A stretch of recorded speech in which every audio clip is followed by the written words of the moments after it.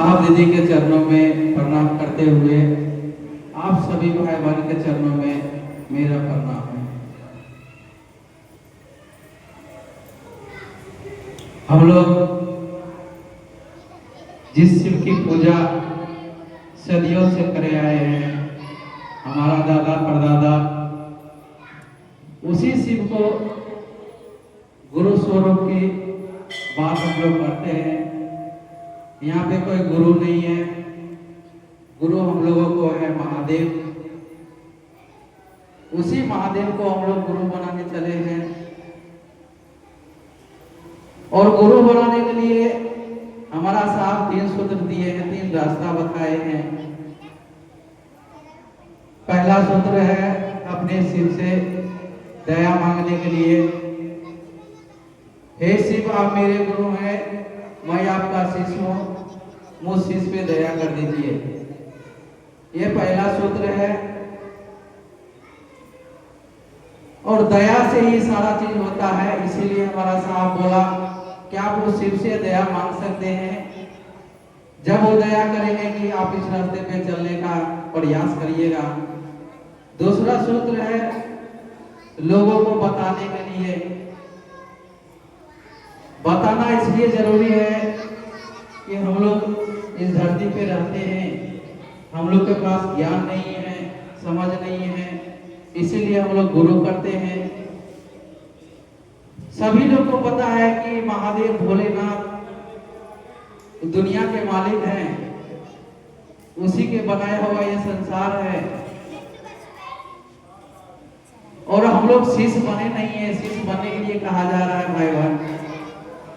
इसीलिए उससे बढ़िया गुरु इस धरती पे नहीं हो सकता हम लोगों को। इसीलिए उस परमात्मा को अपना गुरु बनाइए और वो गुरु है तो उनको प्रणाम भी करना होगा हम लोगों को। तो प्रणाम आप नमः शिवाय से कर सकते हैं।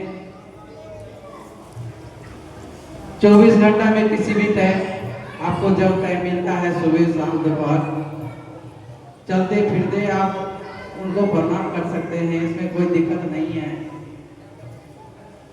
और इस संसार में, इस दुनिया में हम लोग देख रहे हैं, जब से हम लोग होश संभाल रहे हैं, देख रहे हैं कि इस महीना में सावन का महीना होता है और जो लोग पूरे साल नहीं मानते हैं महादेव को, इस महीना में उस महादेव को मानते हैं और जल अर्पित करते हैं उस महादेव को।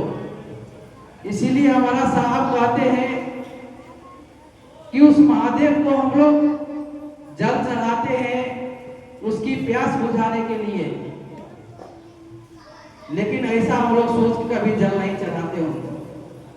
हम लोग जल चढ़ाते हैं अपनी प्यास बुझाने के लिए। 1 लोटा जल चढ़ाते हैं, इतनी ढेर सारी चीज मांगते हैं उस महादेव से।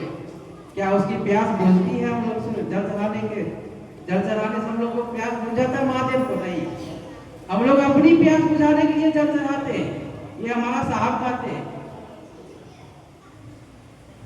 और जिस दिन हम लोग उस महादेव को प्यास बुझाने के लिए जल चढ़ा देंगे ना, उस दिन हमारे आपका प्यास लगेगा ही नहीं, आएगा ही नहीं, पता ही नहीं चलेगा कि प्यास लगता है कि नहीं लगता है। इसीलिए साहब कहता है कि जब भी उस महादेव को जल चढ़ाइए आप ये सोच के चढ़ाइए कि उसका प्यास बुझ जाए। इस सोच के आप उसको जल चढ़ाइए। बहुत फायदा है जल चढ़ाने में, कोई नुकसान नहीं है। और बहुत आदमी ढेर सारा पैसा खर्चा करके सावन कांवर लेके जाते हैं, उस महादेव को जल अर्पित करने के, मात्र जल अर्पित करते हैं बस, और वहां कुछ नहीं करते। और कितना सारा रुपया खर्चा करके, टाइम वेस्ट करके वहां पे जाते हैं लोग। हमारा साहब कहते हैं आप कहीं भी रहते हैं कोई दिक्कत नहीं है, आप घर बैठे उस महादेव को याद कर सकते हैं, आपको परिणाम दे सकते हैं, आप जो चाहते हैं सब कुछ मिलेगा। बशर्ते जो गुरु ने कहा है वो हम लोगों को करना होगा। गुरु ने कहा है कि आप एक दूसरे को बताइए कि महादेव गुरु हैं, हम लोग शिष्य बनना अनिवार्य है, हम लोग को शिष्य बनना चाहिए। इस बात को सभी भाई बहन को बताना चाहिए।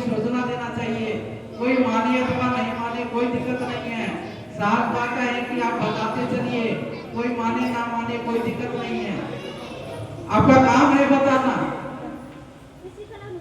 और यही करते करते आपका जो भी काम चाहते हैं रुका है, उस साहब दीदी के आशीर्वाद से, उस महादेव के आशीर्वाद से आपका काम होगा। अब एक बार करके देखिए, ट्राई मार के देखिए, टेस्ट करके देखिए, लगता क्या है आपको।